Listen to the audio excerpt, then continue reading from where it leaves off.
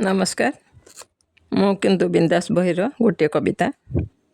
ବେଳେ ବେଳେ ବେଳେ ବେଳେ କାହିଁକି ଏମିତି କିଛି ଘଟଣା ଘଟେ, ଦୋହଲାଇ ଦିଏ ମନ ମାନ, ଚିପୁଡ଼ି ଦିଏ ଅସ୍ଥି ମଜ୍ଜା ମେଦ, ରୋକିଦିଏ ରକ୍ତର ପ୍ରବାହ, ଜୀବନ ନିସ୍ତେଜ ହୁଏ, ମନ ହୃଦ ବିବ୍ରତ। କାହିଁକି ଏମିତି ହୁଏ? କିଛି କାରଣ ନଥାଇ ବି ଦୋହଲିଯାଏ ସମ୍ମାନ, ଛିଡ଼ିଯାଏ ସମ୍ପର୍କର ଡୋର। ଆତ୍ମୀୟ ବି ପର କଥାରେ ଭାଙ୍ଗିଦିଏ ଆପଣାର ଘର। କି ସ୍ୱାର୍ଥରେ କେଜାଣି ନିଜ ଲୋକମାନେ ପର ହୋଇଯାଆନ୍ତି, ପରମାନେ ମିଠା ମୋହରେ କରନ୍ତି ନିଜର। ମଣିଷ କ'ଣ ସତରେ ଏତେ ସ୍ୱାର୍ଥପର? ଦିନେ ହାତ ଧରାଧରି ହୋଇ ବାଲିମାଟିରେ ଧୂଳି ଧୂସର ହେଉଥିବା ସାଙ୍ଗସାଥୀ ଭାଇ ଭଉଣୀ ହୋଇଯାଆନ୍ତି ଦୂର। ଘର ପରିବାର ସ୍ନେହ ମମତା ଲାଗେ ବିଷ ପରି, ପରମାନେ ହୁଅନ୍ତି ଆପଣାର।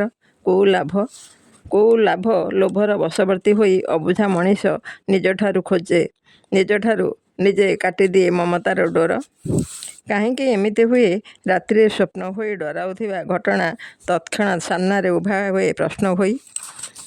ଯାହାର ନଥାଏ କିଛି ଉତ୍ତର, କେବଳ ହୃଦୟ ବିଳାପ ଶୁଭେ, ନିଜକୁ ନିଜେ କରୁଥାଏ ଧିକ୍କାର। ସତରେ କୋଉଠି ରହିଲା ଭୁଲ, ଯାହା କରିଦିଏ ବେଳେବେଳେ ସବୁ ସ୍ୱପ୍ନକୁ ନିମେଷକେ ଚୁରମାର? କାହିଁକି ଏମିତି ହୁଏ ପଚାରେ ନିଜକୁ ବାରବାର।